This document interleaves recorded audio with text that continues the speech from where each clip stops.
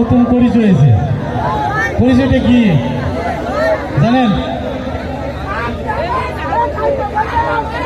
জি, আজকে যে পরিচয় হয়েছে সম্পর্কে উনি আমার বিয়ে হয়। ধন্যবাদ। আসলে এটা সুসংবাদ, বিআই আর বিআই।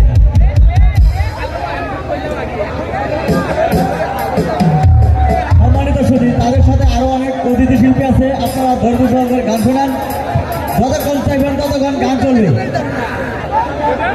এখন আমাদের মাঝে দেখি মিস ইভা কোন ধরনের গান শোনায়।